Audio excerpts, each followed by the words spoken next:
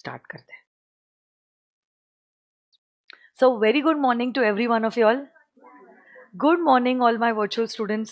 अरे मैंने यहाँ पे ग्रुप में मैसेज ही नहीं डाला.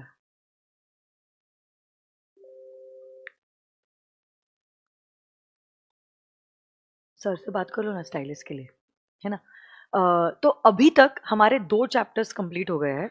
सबसे पहला चैप्टर जो हमारा था that was the biggest chapter, approximately 35 sections in it. That was chapter number 7. उसके बाद हमने किया था चैप्टर नंबर 6. अब हम लाइन से जाएंगे चैप्टर नंबर 2, 3, 4 एंड 5.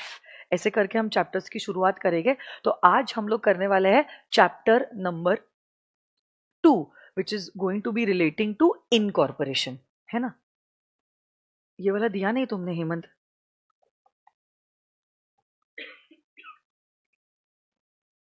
गॉड, ये भी इतना ही है क्या? क्या अटक गया है? तो जल्दी.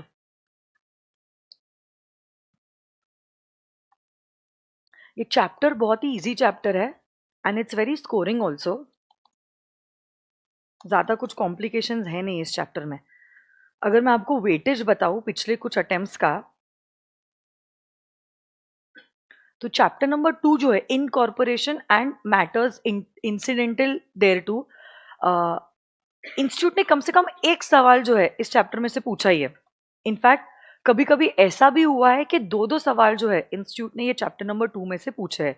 तो minimum weightage of this chapter is 3 marks, but it can go up to 9 to 10 marks also depending upon the mood of the institute. Okay, institute ने अभी तक सिर्फ इतना ही बोला है. आप लोगों का सब्जेक्ट का नाम है corporate and other laws. Corporate law is for 70 marks and other laws is for 30 marks. And corporate law में आप लोगों को कंपनीज एक्ट और एलएलपी एक्ट है, और अदर लॉज में आपको 3 ही एक्ट है. Firstly is the general clauses act, interpretation of statute and iOS, sorry FEMA foreign exchange management act. तो 30 मार्क्स का अदर लॉज है और 70 मार्क्स का हमारा कॉर्पोरेट लॉ है. आई थिंक अदर लॉज का भी weightage on an average 8 to 10 marks, 8 to 12 marks हम कह सकते हैं would be the weightage of other laws. तो अगर एवरेज आउट करेंगे 10 marks each would be other loss. ठीक है, हो सकता है ऐसा भी हो सकता है आईओएस में से 8 मार्क्स का सवाल पूछा है और फेमा में से 12 मार्क्स का पूछा है. बट एवरेज आउट अगर हम करें individually, every other act is going to be for 10 marks. ठीक है, 8 to 12 मार्क्स का रेंज हो सकता है आईओएस का कम भी हो, फेमा का ज्यादा भी हो, जीसीए का ज्यादा भी हो. बट मोटा मोटी आप समझ लेना 10 marks respectively is going to be other laws. और हमारा 70 मार्क्स का 11 चैप्टर्स है कंपनीज एक्ट के, और कंपनीज एक्ट के साथ साथ हमें एलएलपी एक्ट भी रहेगा. ओके, आ जाइए चैप्टर नंबर 2 पे. Incorporation of a company and the matters incidental thereto. Chart book का पेज नंबर कोई बता सकता है? नहीं, वो तो है 2.14.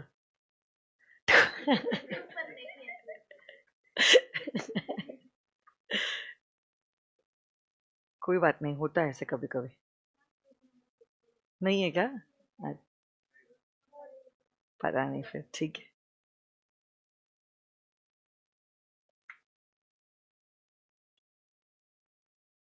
Okay, so incorporation of a company and matters incidental thereto. ये चैप्टर शुरू होता है from section number 3 and it goes up to section number 22. Section number 22 तक जाता है हमारा ये particular chapter. So it's a small chapter और बहुत इजी चैप्टर है ये, फटफट हो जाएगा. इसमें ऐसे कुछ भी कॉम्प्लिकेटेड बातें जो है वो नहीं है. सेक्शन 3 आप देख लो. सेक्शन 3 बात करता है फॉर्मेशन ऑफ अ कंपनी के बारे में. किसके बारे में बात कर रहा है?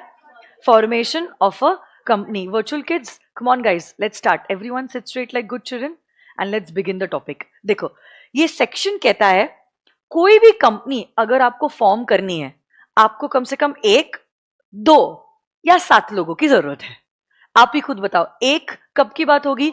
1% company, 2 private company and 7 public company. यही कंपनीज जो है, it could be a company limited by shares, it could be a company limited by guarantee and it could also be an unlimited company.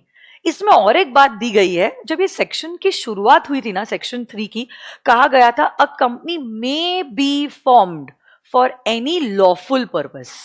A company may be formed for any lawful purpose. But ये section का जो मे है, हम इसको मे की तरह interpret नहीं करने वाले हैं. We are going to interpret it as shall. Exceptional rule आपने इंटरप्रिटेशन ऑफ स्टैट्यूट में पढ़ा है. यहां पे लॉ मेकर का जो इंटेंशन है ना behind drafting the section is not writing may, it is writing shall. Law makers चाहते हैं कि आप अगर कंपनी इनकॉर्पोरेट करो, this company should compulsorily be incorporated only for a lawful purpose. यही लॉ मेकर का इंटेंशन है. तो भले ही मे लिखा गया है, may will not be read as may, but may will be read as shall. So a company shall be incorporated only for a lawful purpose, and it can be formed with either 1, 2 or 7 persons, OPC, private and public company respectively.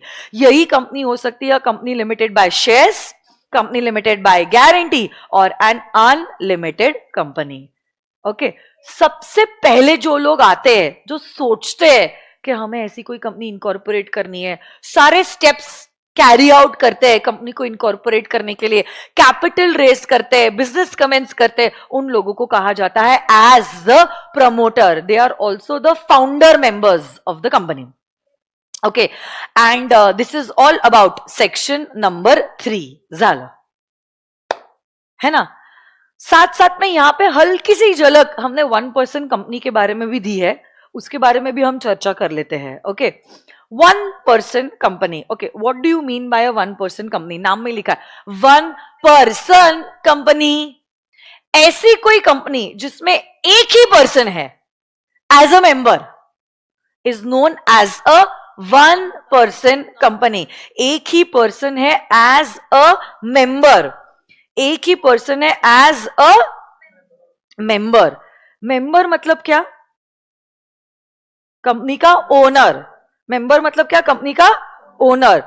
यहां पे हमने directors के बारे में बात नहीं की है, यहां पे हमने किसके बारे में बात की है? हाँ, ओनर्स के बारे में हमने यहां पर बात की है. तो ये जो 1% कंपनी होता है, इस 1% कंपनी में there is only 1% as a member of the company. Directors तो 15 तक भी हो सकते हैं. डायरेक्टर्स के बारे में लिखा गया है अंडर सेक्शन नंबर 149. डायरेक्टर्स के बारे में कहा लिखा गया है? Section number 149. वहां पे लिखा गया है आपकी कंपनी के केस में 1 से 15 डायरेक्टर्स जो है वो हो सकते हैं. ठीक है, अब देखो, यही 1% कंपनी के लिए लॉ मेकर ने कहा है नॉमिनी अपॉइंट करना कंपलसरी है. Who is this nominee? जैसे नाम में लिखा है nominee. Nominee is that person who is going to take the position of the sole member in case of his death. Sole member की अगर डेथ हो गई तो उसकी जो जगह लेने वाला है वो बंदे को हम कहते हैं एज द नॉमिनी. ठीक है, अब लॉ मेकर ने कहा है अगर आप नॉमिनी बनना चाहते हो या आप सोल मेंबर बनना चाहते हो तो उसके लिए कुछ एलिजिबिलिटी क्राइटेरिया है. ठीक है, what is this eligibility criteria? What is this eligibility criteria I'm talking about? If you want to become the sole member or you want to become the nominee of a 1% company, there is some eligibility criteria. What is this eligibility criteria? ये देखो, ये थोड़ा सा मैंने summary दिया है यहाँ पे. ओपीसी की अगर हम बात करें, minimum number of members 1, maximum number of members 1, minimum directors 1, and maximum directors can also go up to 15. याद रखना, ये डायरेक्टर्स 15 तक हो सकते हैं. 1% कंपनी की डेफिनेशन ही कहती है ऐसी कंपनी जिसमें there is only 1 person as a member, 1 person as a member, directors के बारे में हमने यहां पर बात नहीं की है। और यही मेंबर को कंपलसरी होता है नॉमिनी अपॉइंट करना। तो अगर नॉमिनी मेंबर की जगह लेने वाला है, ऑब्वियस सी बात है नॉमिनी का भी मिनिमम काउंट 1 और मैक्सिमम काउंट 1। अब देखो आगे लॉ मेकर कहते हैं who is eligible to become the sole member और द नॉमिनी। लॉ मेकर कहते हैं any person who is a natural person, who is an Indian citizen, whether you are a resident or otherwise, and you should also be a major, okay, is eligible to incorporate a one person company. You should be a natural person. Natural person मतलब artificial person OPC को incorporate नहीं कर सकता है। तो SPC private limited बताओ natural person है या आर्टिफिशियल?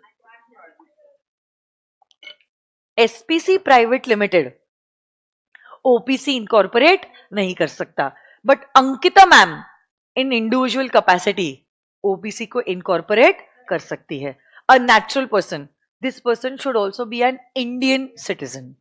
बट आगे लॉ मेकर कहता है whether you are a resident और अदरवाइज, मतलब अगर आप रेसिडेंट ना भी हो तो भी आप ओपीसी इनकॉर्पोरेट कर सकते हो। आप लोग जानते हो प्रियंका चोपड़ा जोनस, अरे हाँ है ना, Priyanka Chopra is a natural person है या नहीं?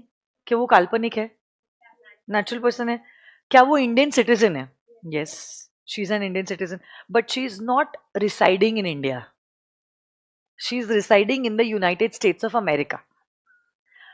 इंडिया में आती जाती रहती है, बट 10 दिन 20 दिन 25 दिन, ज्यादा से ज्यादा साल भर 50 दिन रहेगी, बाकी पूरे time she is in the USA only. So she is not residing in India, she is not residing मतलब इंडिया में रहती नहीं है। रिसाइड करना मतलब रहना। प्रियंका चोपड़ा इंडिया में रहती नहीं है, बट फिर भी मुझे बताइए आप लोग, क्या प्रियंका चोपड़ा नेचुरल पर्सन है, इंडियन सिटीजन है? तो अब फर्क नहीं पड़ता है कि आप इंडिया में रह रहे हो या रशिया में रह रहे हो, ठीक है? हम कहेंगे आप नेचुरल पर्सन और इंडियन सिटीजन हो, you will be eligible to incorporate a one person company and you should also be a major. Okay, so eligibility criteria for being the sole member or the nominee is natural person, Indian citizen, whether you are a resident or otherwise.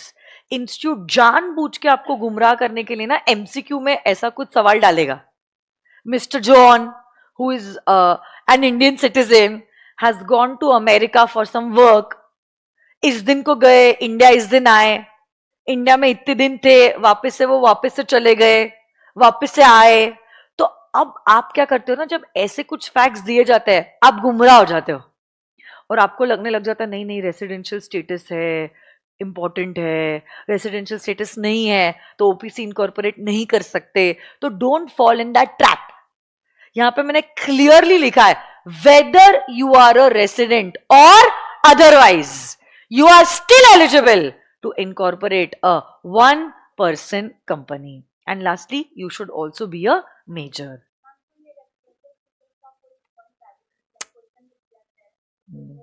Ignore कर दीजिए, वैसे हमने residential status की definition दी है, a person who has stayed in India for not less than 120 days इस section में, 120 days.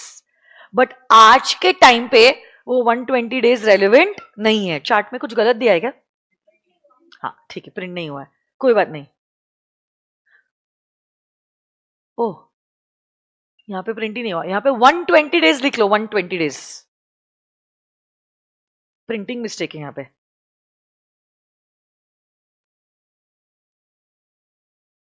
ठीक है,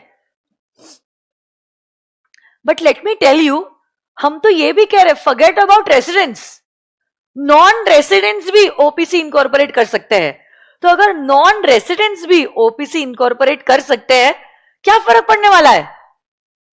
समझ रहे हो आप? Why you want to calculate the number of days? Resident तो ओपीसी इनकॉर्पोरेट कर ही सकता है, हम तो कह रहे नॉन रेसिडेंट्स भी ओपीसी इनकॉर्पोरेट कर सकते हैं. So there is no sense in calculating how many days you are staying in India, how many days you are outside India. Anyways, which you can incorporate an OPC if you are a natural person and you are an Indian citizen and you should be a major. ठीक है. आप अगर चाहो आप nominee को change कर सकते हो.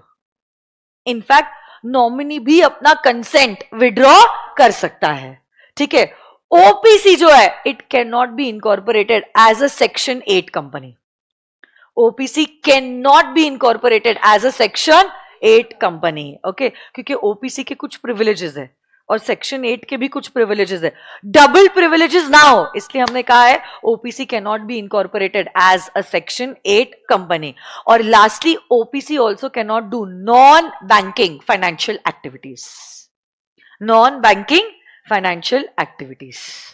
सो फाइनेंशियल एक्टिविटीज अगर कोई कंपनी कर रही है, हम चाहते हैं कि ज्यादा से ज्यादा सेक्शंस उसको एप्लीकेबल हो.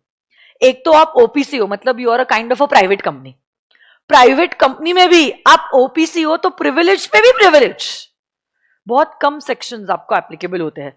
और अगर आप फाइनेंस में डील करना चाहते हो, हम चाहते हैं कि ज्यादा सेक्शंस आपको एप्लीकेबल हो, है ना. इसलिए हमने कहा है it is better to be safe.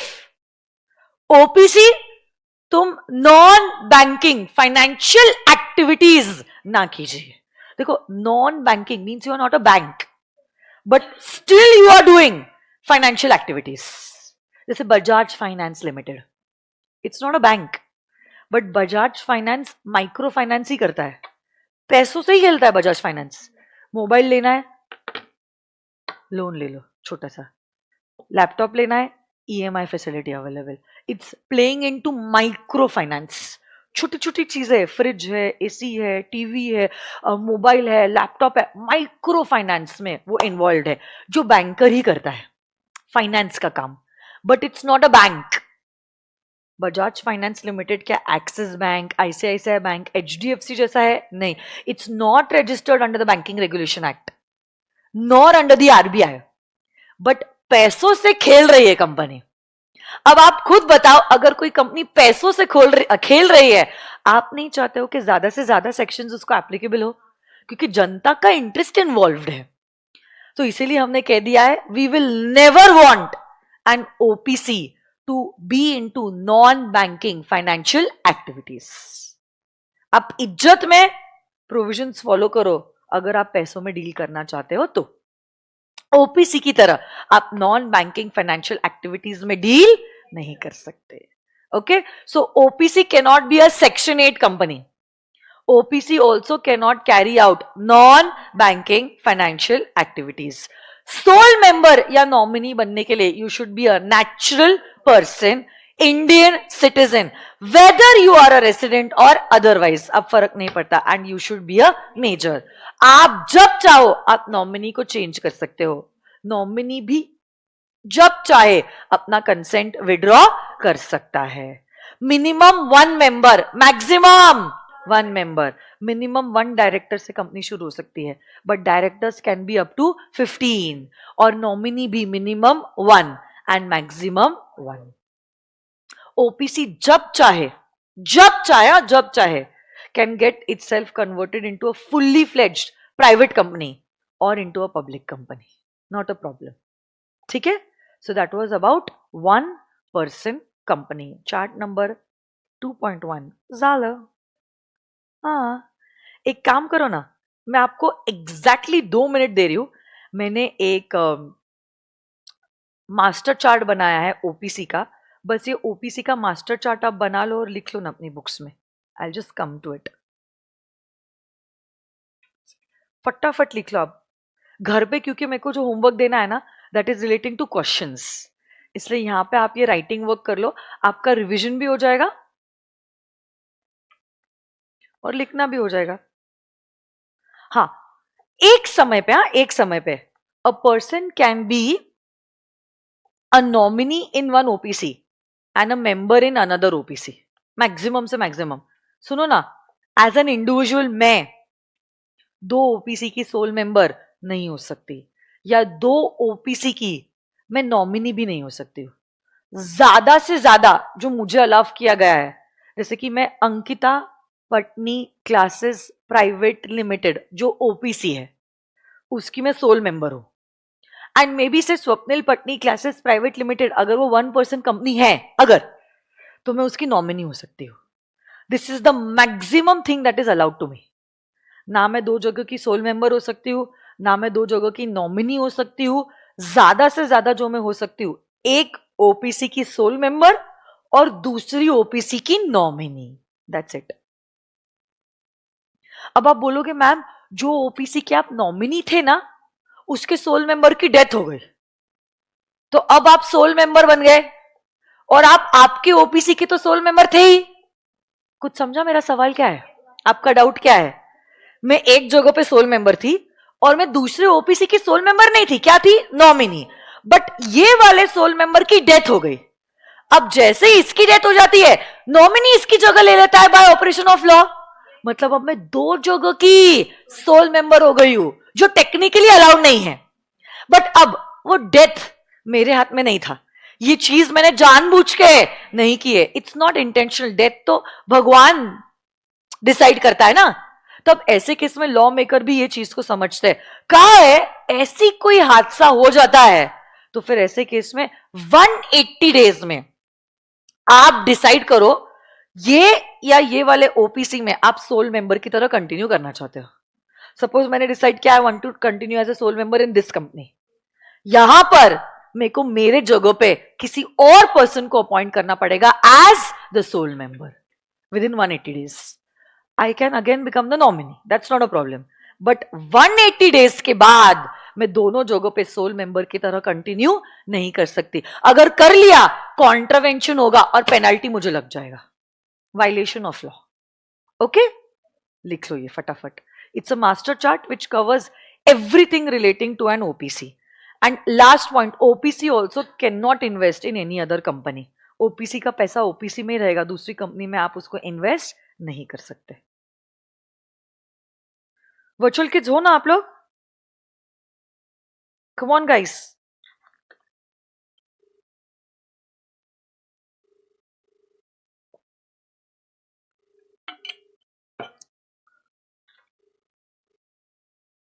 फटाफट लिखो, टाइम नहीं है हमारे पास.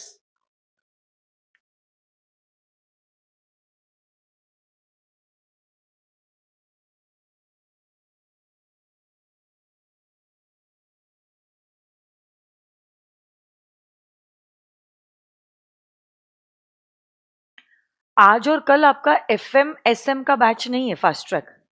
आज और कल.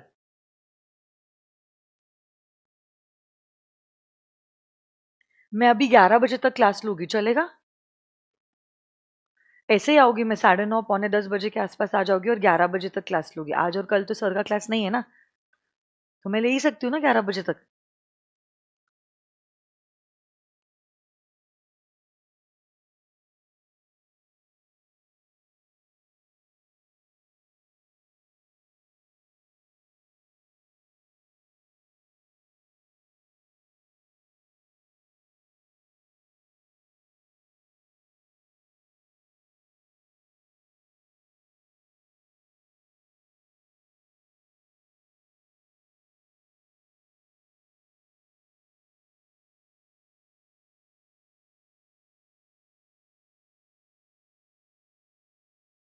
हुआ? जल्दी जल्दी लिखो, बहुत आगे जाना है हमें. आप लोगों ने वो क्वेश्चंस किए होमवर्क की तरह जो मैंने बोला था?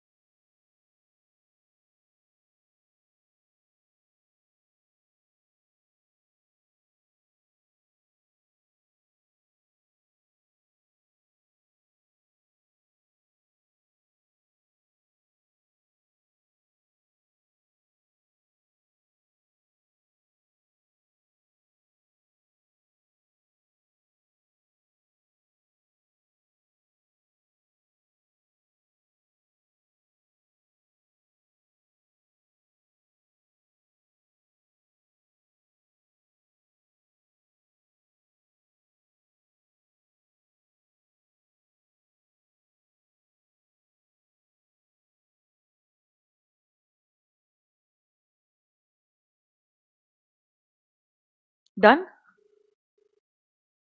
पूछते जाओ अपने आप को कि जो हम लिख रहे हैं वो समझा है या नहीं.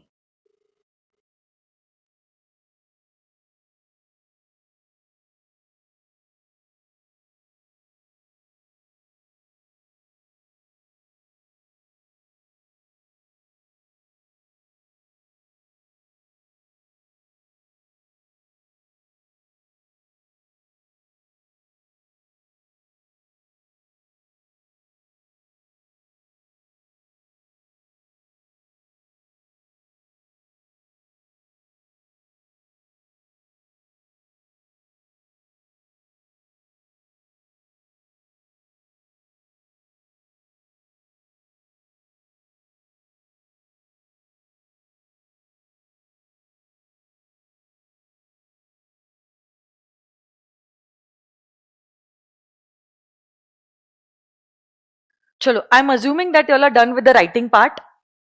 Let's go ahead. Fast track kids, एक बात मुझे बतानी थी. अभी ये जो नए चैप्टर्स ऐड हुए हैं, FEMA, LLP and foreign companies, जिसके ना आपको रेगुलर बैच के लेक्चर्स दिए, बिकॉज न्यू सिलेबस में पहली बार ये चैप्टर्स इंट्रोड्यूस हुए हैं, तो फास्ट ट्रैक मैनर में करके कोई सेंस नहीं बनता है. तो उनके नोट्स की अगर पीडीएफ आपको चाहिए तो हम क्या करेंगे, उन्हीं लेक्चर्स के नीचे डिस्क्रिप्शन में लिंक में डाल देंगे, तो आप वहां से वो नोट्स को एक्सेस कर सकते हो. If you want you can take a print out if you are more comfortable with the physical notes, है ना. तो उसमें से आप पढ़ लेना. तो ये जो डिटेल्ड पढ़ाई आप कर रहे हो ना, because it's the first time you are doing the new chapters, तो आप डिटेल्ड नोट्स में से ही पढ़ना, आपके लिए भी बेटर रहेगा. समरी चार्ट बुक में से मत करो उस चैप्टर को. फर्स्ट वन टाइम तो at least do it from the main book. Okay, तो मैं आज शाम तक उन लेक्चर्स के डिस्क्रिप्शन में लिंक डाल देती हूँ नोट्स की, ठीक है.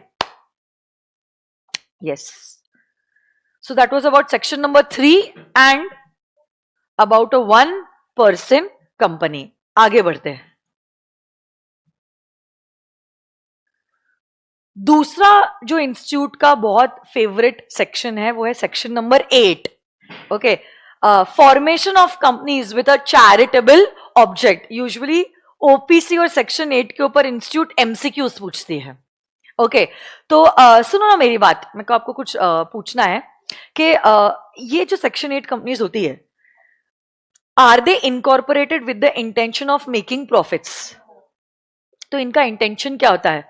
Promotion of art, science, commerce, literature, education, promotion of sports वगैरह वगैरह. ये कंपनीज इनफैक्ट डिविडेंड डिक्लेयर नहीं कर सकती. They are prohibited from declaring dividend. जो भी प्रॉफिट इन्होंने कमाया है, it has to be utilised for the furtherance of their objective.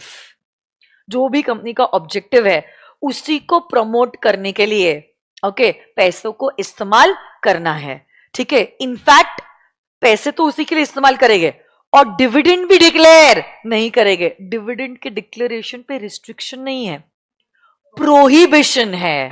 इसके ऊपर भी एमसीक्यू आ सकता है कि ये फाउंडेशन है जो सेक्शन 8 के अंदर इनकॉर्पोरेट हुई है, बहुत प्रॉफिट कमाया इस साल, तो सोचा अगर इतना प्रॉफिट कमा ही लिया है, थोड़ा सा डिविडेंड डिक्लेयर कर लेते हैं. क्या ये चीज अलाउड है? नहीं अलाउड है. फिर इंस्टीट्यूट एक में बोलेगी नो नॉट अलाउड, एक में कहेगी allowed but only up to 5%, एक में कहेगी allowed but only up to 15%, एक में कहेगी allowed but only up to 20%. अब आप जब 3 ऑप्शंस देखोगे 5, 15, 30, आपको लगेगा मेरा ही सेशन मिस हो गया था. कुछ तो है फिगर बट पता नहीं 5 है, 15 या 30 है. आप ये नहीं सोचोगे प्रोहिबिटेड है, आप देखोगे 3 सिमिलर ऑप्शन है, तो हो सकता है वही ऑप्शन में से कोई एक जवाब है. बट याद रखना, such companies are prohibited from declaring dividend. इन्हीं कंपनी को इनकॉर्पोरेट करने के लिए you need to take the approval from the central government. Okay, but जहां पे सेंट्रल गवर्नमेंट आपको ये लाइसेंस देता है, अगर सेंट्रल गवर्नमेंट को लग रहा है आपने आपके पावर का गलत इस्तेमाल किया है, एनपीओ के नाम पे आप प्रॉफिट कमा रहे हो, डिविडेंड जेब में ले रहे हो, आपने कुछ प्रोविजंस को कॉन्ट्रवीन किया है, अननेसेसरी आप अनड्यू एडवांटेज उठा रहे हो इस स्टेटस का, तो जहां सीजी ने लाइसेंस दिया है, सीजीए लाइसेंस आपसे छीन भी सकता है. छीनने को लीगल भाषा में कहते हैं रिवोक करना. So there can also be a revocation of the license. But of course, yes, directly छीना नहीं जाएगा. रिवोक करने के पहले you will be given an opportunity of being heard. Okay, आपकी भी बातें सुनी जाएगी और उसी के बाद डिसीजन लिया जाएगा. एक बार आपका लाइसेंस छीन लिया, उसके साथ साथ ये लाइसेंस छीनने के साथ साथ सेक्शन 8 की तरह जो भी आपको प्रिविलेजेस मिलते थे वो प्रिविलेजेस भी छीने जाएंगे. वो प्रिविलेजेस भी छीने जाएंगे. तो वो प्रिविलेजेस भी आपको नहीं मिलेंगे. प्रिविलेजेस जैसे कि आपके नाम के आगे आपने प्राइवेट लिमिटेड ना लिखा है तो भी चलता है. ये कंपनीज को ना हमने देखा था सेक्शन नंबर 101 चैप्टर नंबर 7 सबसे पहला सेक्शन. हाँ नहीं, नोटिस जो देते हो आप जनरल मीटिंग की is a 21 clear days notice. याद है आपको? बट ये सेक्शन 8 कंपनीज को 21 क्लियर डेज नोटिस देने की जरूरत नहीं है. Even if they give a 14 days notice it is allowed, it is okay. ये भी एक प्रिविलेज है. फिर ना आप एक्चुअली सीए फाइनल में पढ़ने वाले हो, हर कंपनी को कुछ कमिटीज बनानी होती है. Remuneration committee, nomination committee, CSR committee. तो सेक्शन 8 कंपनीज को ये प्रिविलेज है कि ये कमिटीज इन लोगों को बना, ऑडिट कमिटी, ये सारी कमिटीज आपको बनाने की जरूरत नहीं है. बट अगर आपका लाइसेंस छीना गया, आपके सारे प्रिविलेजेस भी छीने जाएंगे. और अब आपकी नोटिस 14 डेज नहीं 21 डेज आपके नाम के आगे प्राइवेट लिमिटेड या लिमिटेड लिखा जाएगा. ये सारी कमिटीज आपको बनानी पड़ेगी. In short, with the licence all the privileges will also be revoked. बराबर ना? पक्का. एक है लाइसेंस रिवोक कर लो और इनको नॉर्मल प्रॉफिट मेकिंग कंपनी की तरह रन होने दो. बट अगर कोई केस में हमें लगे कि कंपनी बड़ी ही वाहियात है और कंपनी का लाइसेंस रिवोक करके बात नहीं बनने वाली है, we can also pass an order for amalgamating this company with another section 8 company which was formed for a similar objective. Okay? नहीं, दूसरी जब कंपनी जैसा अभी कह दिया तुम धंधा अकेले मत करो, तुम धंधा मैम के साथ करो, तो वैसे केस में मेरा तो कंट्रोल रहेगा ना. ऐसे कैसे? ऐसा अगर लग रहा है तो ट्रिब्यूनल जो है वो क्या करेगी, वाइंडिंग अप का ऑर्डर पास कर लेगी. ठीक है. बट वाइंडिंग अप के वक्त भी सरप्लस एसेट्स आप मेंबर्स को डिस्ट्रीब्यूट नहीं कर सकते. वाइंडिंग अप के वक्त भी अगर सरप्लस एसेट्स है, they will be donated to another section 8 company which was incorporated for some similar objective. Okay, yes और नो गाइस? ओके. नहीं, वाइंडिंग अप ऑर्डर होगा या तो अमेलगमेशन का ऑर्डर होगा, दोनों की ऑर्डर होगा.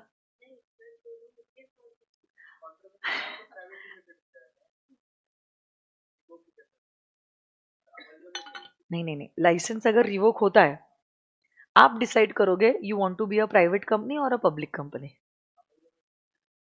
अमालगमेट होने के बाद इधर you amalgamate and you form one new entity. तो this new entity you decide you want to be a private company और अ पब्लिक कंपनी. ठीक है. तो the decision is still in your hands. ठीक है.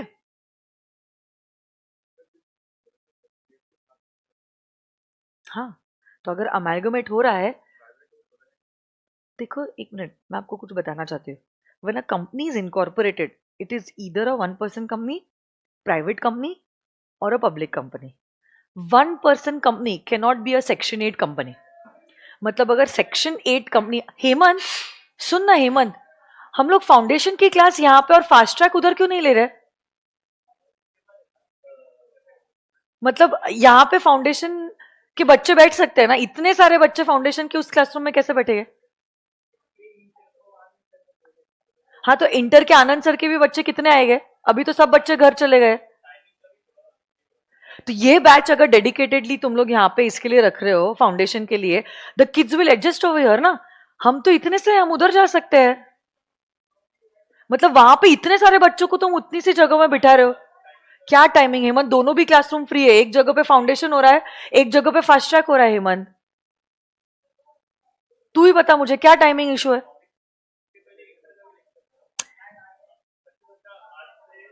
किधर था? हाँ, इधर था ना, उसके बदले इधर ले गए ना सर। वही तो मैं बोल रही हूं ना, जो तू क्लासेस उधर ले रहा है उसके बदले क्लासेस इधर लेना। क्लासरूम तो दोनों ही है ना हर्षद। मैं क्या बोल रही हूँ, फाउंडेशन की क्लास इधर होनी चाहिए, फास्ट ट्रैक उधर होनी चाहिए। मतलब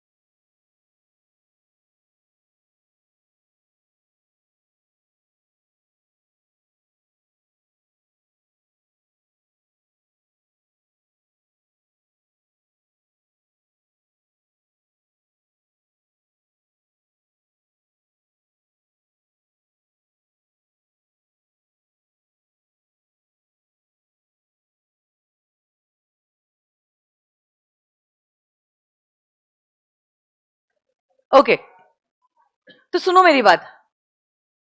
अ, हम क्या कह रहे थे? हाँ, सेक्शन 8 कंपनीज प्रॉफिट कमाने के लिए इनकॉर्पोरेट नहीं होती है।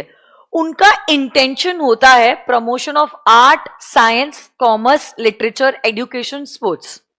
जो भी प्रॉफिट है उनको उनके ऑब्जेक्टिव के लिए ही इस्तेमाल करना होगा। अलोंग विद दैट, ये जो कंपनीज होती है they are prohibited from distributing dividend.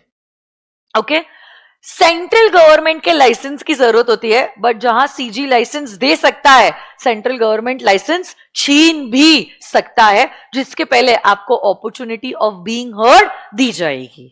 Okay, अगर छीनने से ऐसा लग रहा है बात नहीं बन रही है, we can pass an order for amalgamation. Amalgamation से भी लग रहा है the purpose is not going to get solve, we can also pass an order for winding up. But winding up के वक्त भी आपके सरप्लस एसेट्स जो है वो मेंबर्स को नहीं दिए जाएंगे, they will be donated to another section 8 company. OPC section 8 company की तरह इनकॉर्पोरेट नहीं हो सकता। Okay, so that is all about section number 8। अब आज हम करने वाले अगले दो sections, section number 4 and section number 5, memorandum of association and articles of association. महुआ और अव्वा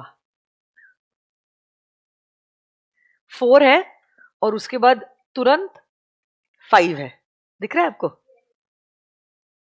उसके बाद अगर टाइम मिलता है तो हमारे पास 3 डॉक्ट्रिन है, doctrine of ultra vires, doctrine of indoor management and doctrine of constructive notice. ये सब कुछ आपका फाउंडेशन में हुआ है, इसलिए एक ही नया सेक्शन था, सेक्शन नहीं 3 भी हुआ है आपका, 3 हुआ है, ओपीसी हुआ है, सेक्शन 8 भी हुआ है, 4, 5 और ये डॉक्ट्रिन भी हुए हैं, तो इसलिए हमारे 2-3 चार्ट सच कवर हो जा रहे हैं।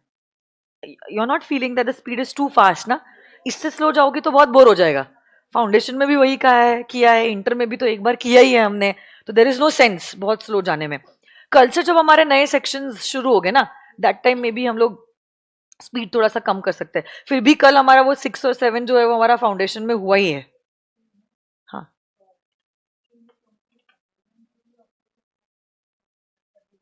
हाँ लगेगा। क्यों लगेगा मैं आपको बताती हूँ। जब मेमोरेंडम और आर्टिकल चेंज होता है ना, मैं आपको पढ़ाने वाली थी, वो सेक्शन नंबर 13 और 14 है।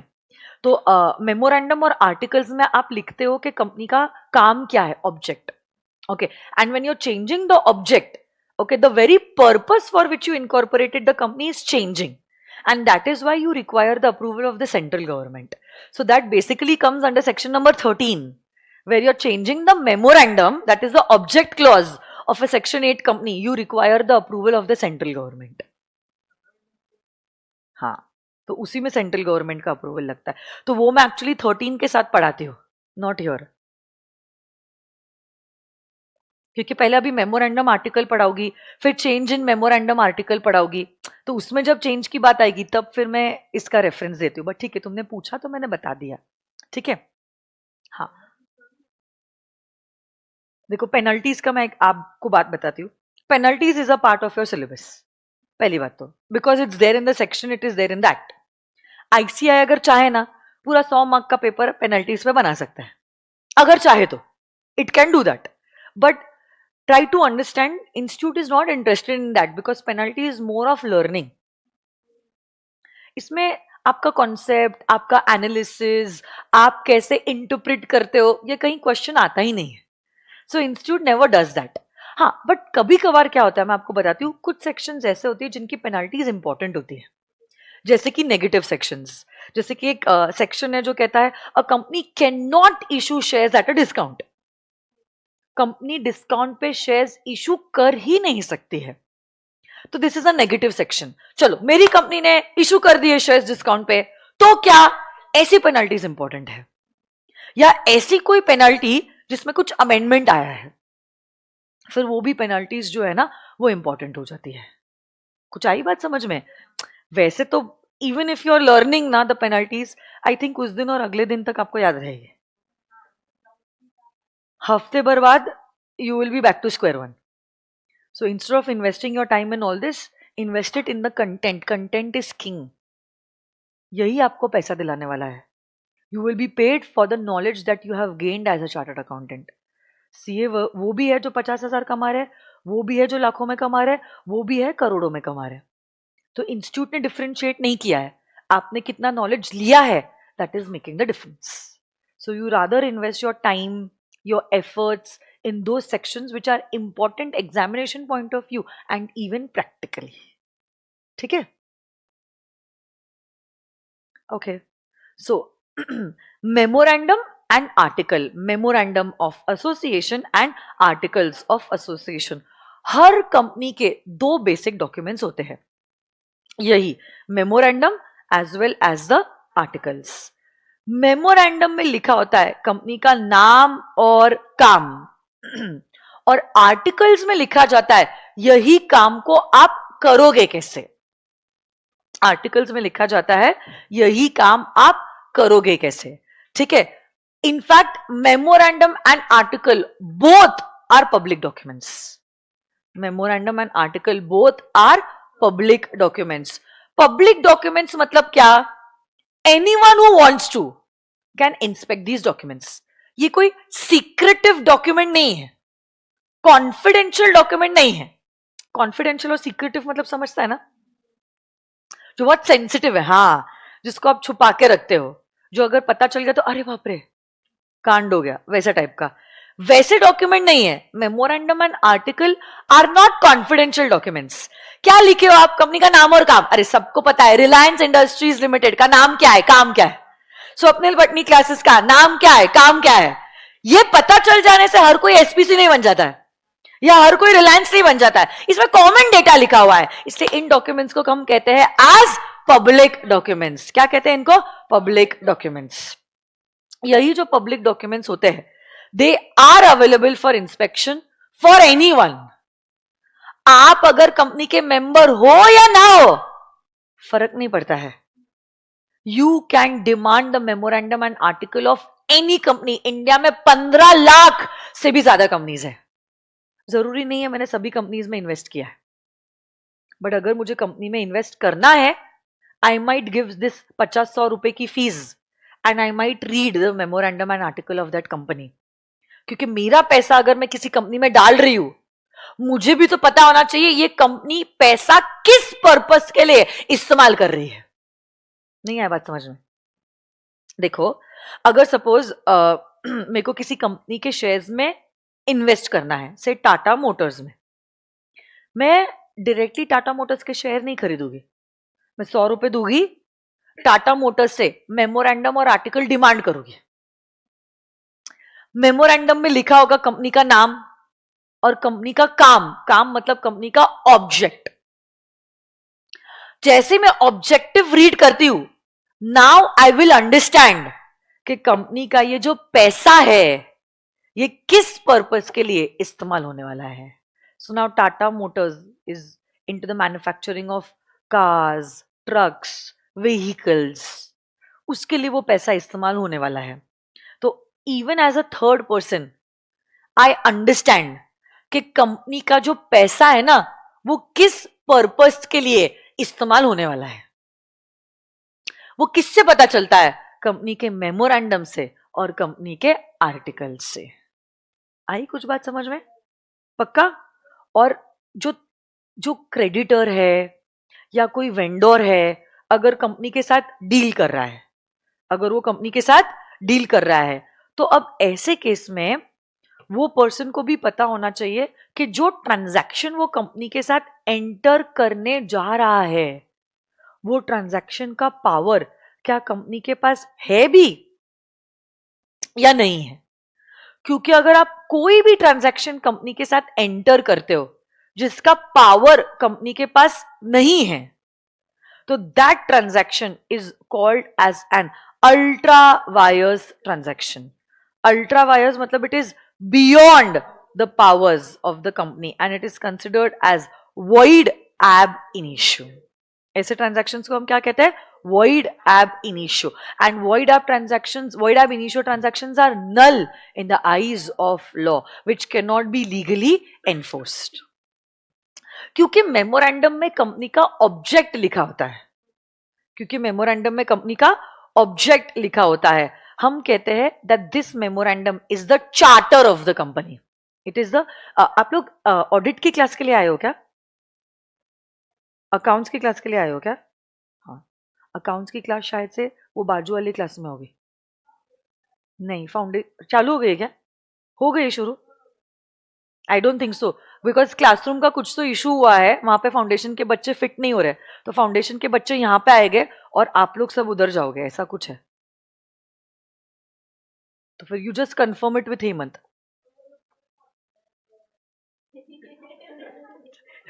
डर गए वो लोग, घबरा गए। उधर से हर्षद सर चिल्ला रहे, इधर से मैं चिल्ला रही, वो लोग 9-2-11 हो गए। बैठ जाओ, कोई दिक्कत नहीं है।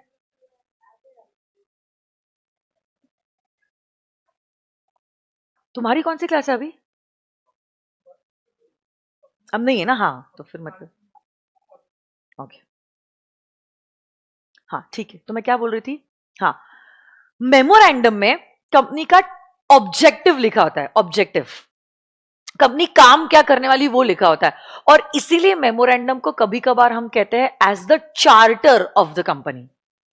चार्टर देखो वो डॉक्यूमेंट होता है, चार्टर लेमैन लैंग्वेज में चार्टर वो डॉक्यूमेंट होता है basically which grants powers and defines your limitation. अब देखो, कंपनी तो वही काम कर सकती है जो मेमोरेंडम के विदिन है, और वो काम नहीं कर सकती है जो मेमोरेंडम के बियॉन्ड है। मतलब आपके क्या क्या पावर्स है और आप क्या क्या काम करने से लिमिटेड हो, वो मेमोरेंडम से डिफाइन हो गया। और इसीलिए हमने मेमोरेंडम को कहा है as the charter of the company.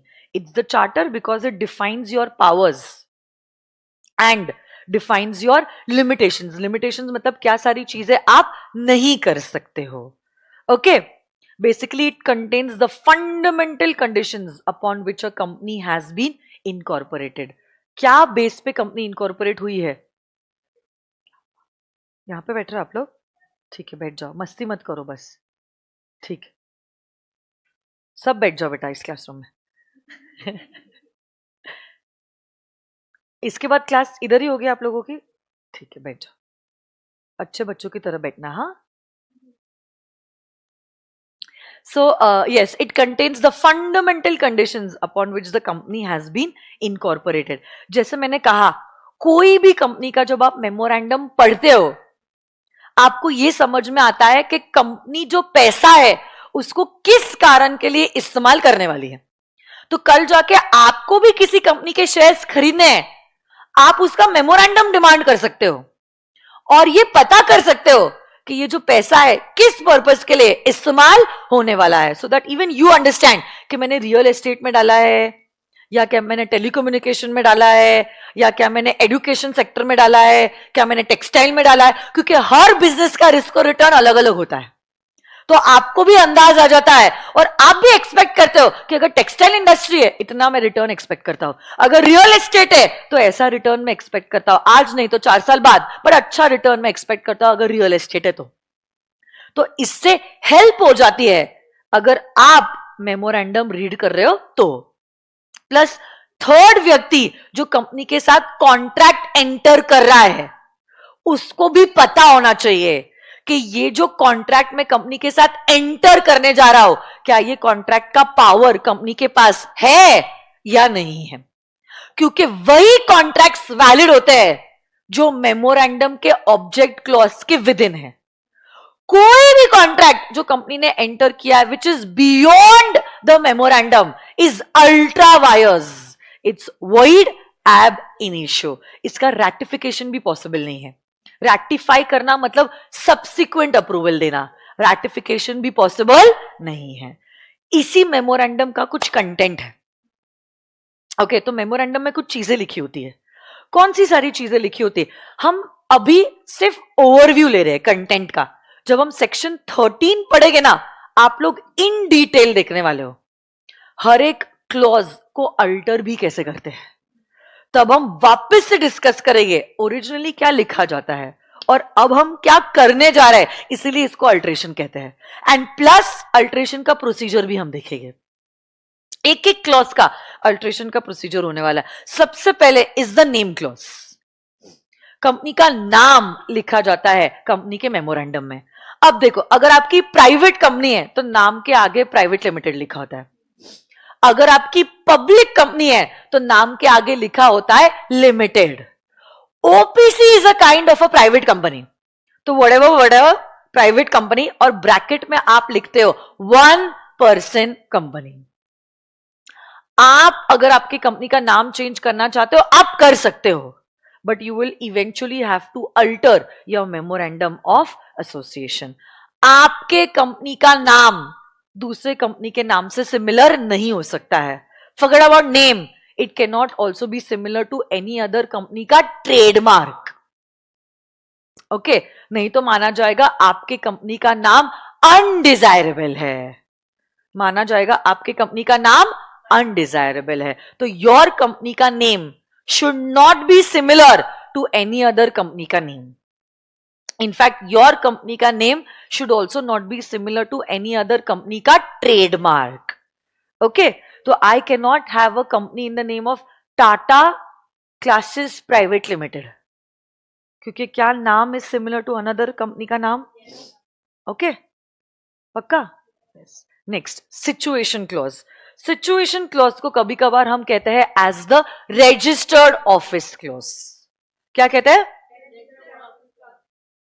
तो कंपनी का रजिस्टर्ड ऑफिस किस स्टेट में है वो लिखा जाता है in the registered office clause.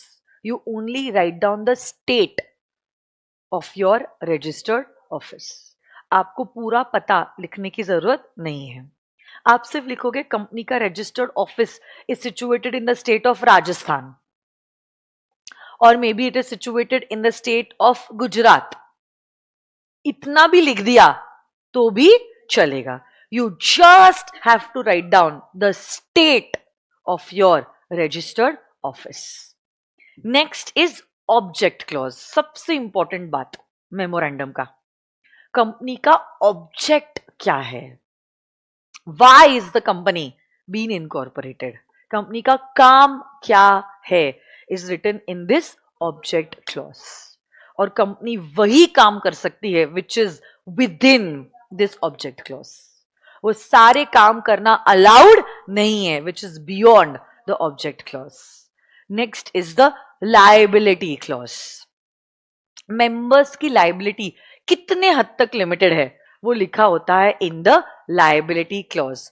तो वो तो डिपेंड करता है आपके कंपनी का टाइप क्या है। आप लोग बताओ, if it is a company limited by shares, liability of the members will be limited up to what extent? Unpaid share capital. Very good.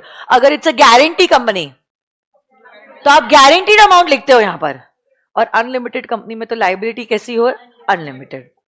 Capital clause में आप लिखते हो कंपनी का ऑथराइज्ड शेयर कैपिटल। देखो, authorised share capital is the maximum amount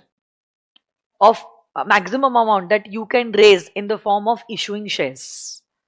इससे ज्यादा पैसा आप शेयर्स इशू करके रेज नहीं कर सकते। Okay, then is the association और sometimes known as a subscription clause. Company को इनकॉर्पोरेट करने के लिए कम से कम 1, 2 या 7 लोग लगते हैं। कौन लोगों से ये कंपनी इनकॉर्पोरेट हुई है, उनका नाम, उनका सरनेम, उनका एड्रेस, उनका ऑक्यूपेशन, कितने शेयर्स लेने के लिए अग्री किया है, और सिग्नेचर लिखा जाता है इन दिस एसोसिएशन क्लॉज। कौन लोगों से कंपनी फाउंड हुई है, यस, मतलब ये है सब्सक्राइबर्स। यही सब्सक्राइबर्स के डिटेल्स लिखे होते हैं in the subscription clause, also known as the association clause. Company के फर्स्ट सब्सक्राइबर्स बन जाते हैं कंपनी के फर्स्ट मेंबर्स।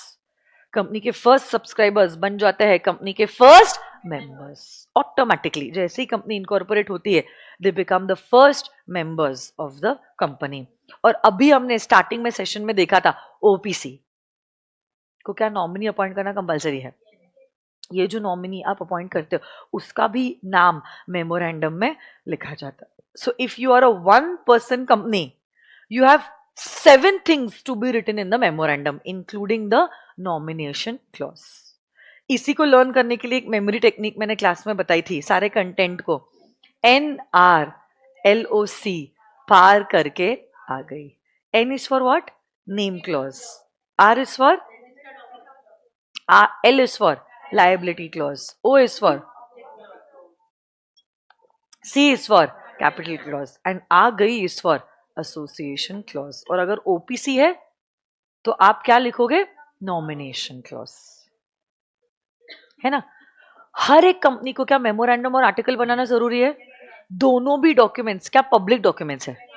तो एनीवन, चाहे आप कंपनी का मेंबर हो नहीं हो, क्रेडिटर हो ना हो, डायरेक्टर हो ना हो, नॉमिनल फीस देके आप क्या कर सकते हो? इंस्पेक्ट कर सकते हो इन डॉक्यूमेंट्स को, ठीक है। अलॉन्ग विद दैट मेमोरेंडम का हमने कंटेंट देखा, NRLOC पार करके आ गई। पर्पस देखा हमने, पर्पस है कि शेयर होल्डर्स को ये बताता है मेमोरेंडम कि आपका पैसा किस पर्पस के लिए इस्तेमाल किया जाएगा। और क्रेडिटर को ये भी बताता है या थर्ड पार्टी को ये भी बताता है कि कंपनी के साथ आप जो कॉन्ट्रैक्ट एंटर करने जा रहे हो उसका पावर कंपनी के पास है भी या नहीं है। So you will become automatically more cautious. And memorandum is also known as the charter of the company. So this is all about section number 4। एक आखिरी सेक्शन कर लेते हैं विच इज सेक्शन नंबर 5। तो हमारा चार्ट 2.1 और 2.2 हो चुका है, बराबर ना? 2.3 भी हो गया।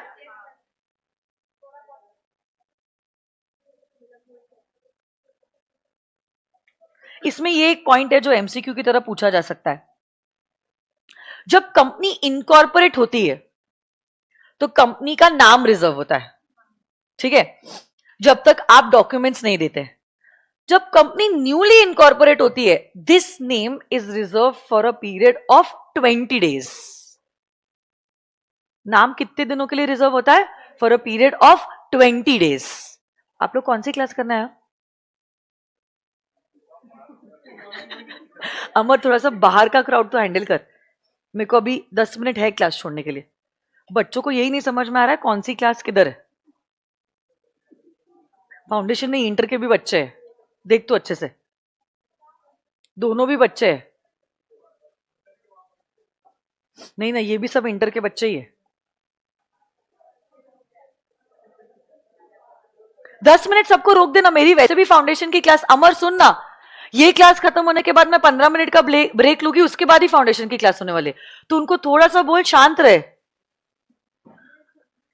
बेटा 10 मिनट में क्लास ले लू, ठीक है? 10 मिनट के बाद आप लोग सब अंदर आओगे, आपके दोस्तों को भी बोल दो, क्योंकि 10 मिनट के बाद मैं 15 मिनट का ब्रेक देने वाली हूं आपको। इंटर वहां पे होगा। 10 मिनट के लिए रुक जाओ बेटा, फिर आप आके बैठ जाना।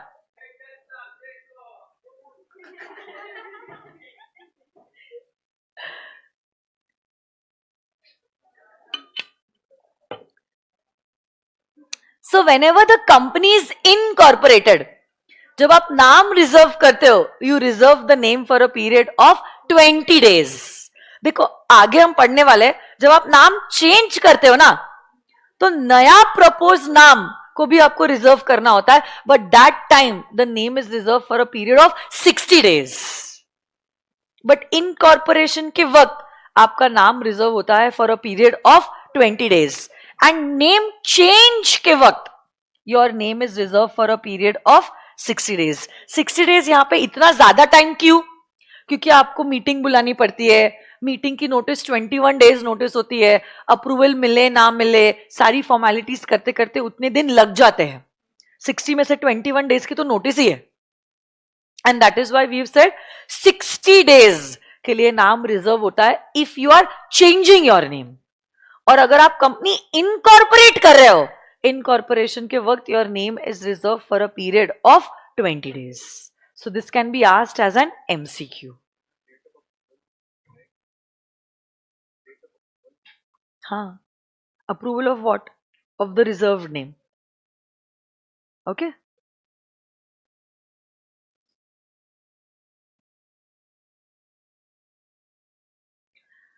एक ये वाला पॉइंट भी देख लो।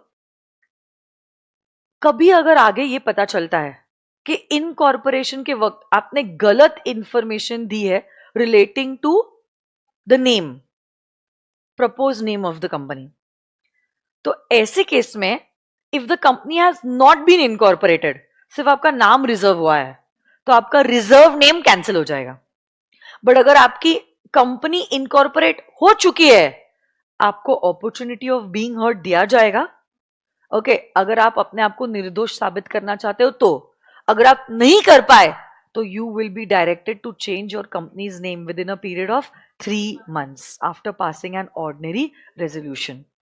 अगर लगे आपके इंटेंशन ही बड़े वाहियात थे, यू कैन ऑल्सो, मतलब आपके ऊपर striking off the name of the company from the register of companies का भी ऑर्डर पास किया जा सकता है। जैसे कि से फॉर एग्जांपल मैं कह रही हूं मेरे पास जैसे अभी 197 कम्युनिकेशन है, उसका एक पेटीएम है, पेटीएम इज अ ट्रेडमार्क और कंपनी का नाम है 197 कम्युनिकेशन।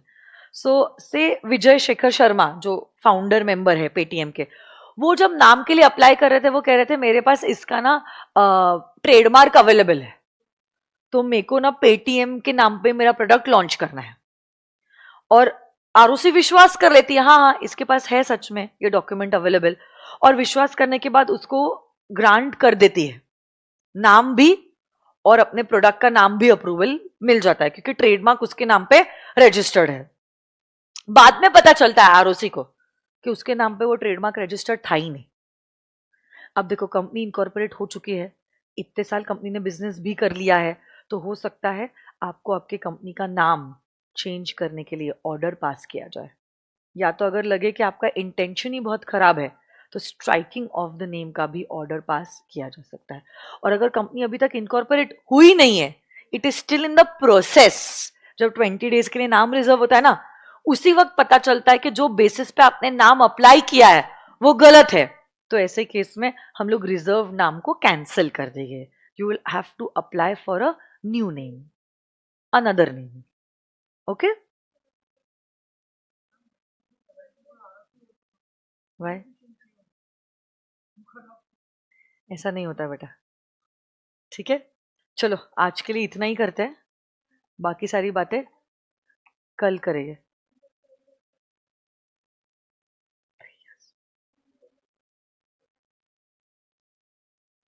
ये क्वेश्चन बैंक पे आ जाते हो, कौन से होमवर्क के लिए बता देती हूँ। क्वेश्चंस आप लोगों को?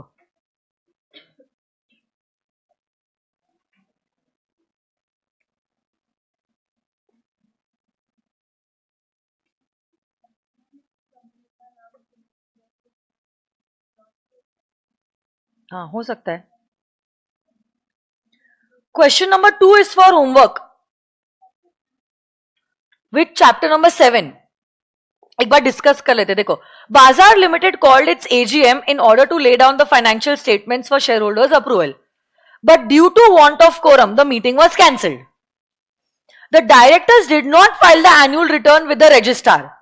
डायरेक्टर्स ये ओपिनियन के है, हमें एनुअल रिटर्न सेक्शन 92 फाइल करना होता है within 60 days from the date of the AGM, but because AGM was cancelled हम लोग एनुअल रिटर्न भी फाइल नहीं करेंगे.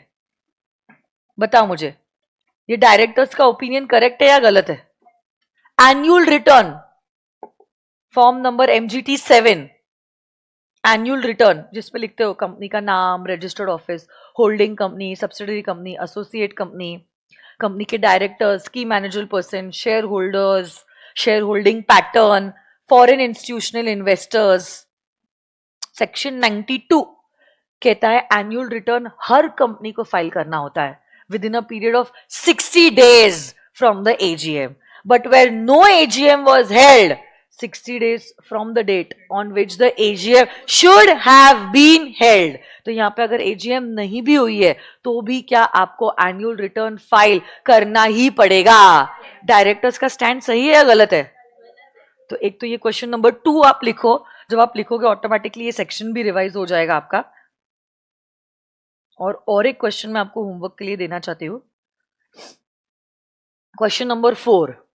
Messrs techno limited maintains its register of members at the registered office in Mumbai. तो usually MGT 1 is register of members जो आप maintain करते हो registered office पे. A group of members who are residing in Kolkata want to keep the register of members in Kolkata. हाँ, अगर कोलकाता में 110 से ज्यादा मेंबर्स रिसाइड कर रहे हैं और कंपनी ने पास किया है स्पेशल रेजोल्यूशन तो ही अलाउड है. Very good. Explain the provisions of the Companies Act, whether the company can keep the registers and the returns at Kolkata. Okay. And does Mr. Ranjit, who is a director, but he is not a shareholder, have the right to inspect the register of members? Yes, but on the payment of certain fees. क्या बात है, very good. तो yes. तो ये दोनों भी सवाल जो है इसके जवाब आप लिख के आ जाओगे. Question number 2 and question number 4 हमने डिस्कस कर लिया है, बट डिस्कशन के साथ साथ writing is also equivalently important, इसलिए आप दोनों भी आंसर्स लिख कर आओगे. ठीक है. सी यू टुमारो. आज के टाइमिंग पे हम कल भी मिलेंगे. ठीक है. Okay, thank you. See you tomorrow. Bye bye. कौन सा chart? Bye bye virtual students. कौन सा वाला चार्ट चाहिए बोलना? मेमोरेंडम वाला क्या?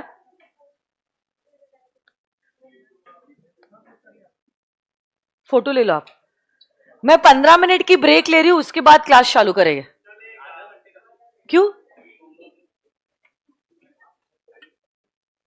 कितनी मच कर रहे थे तुम लोग बाहर?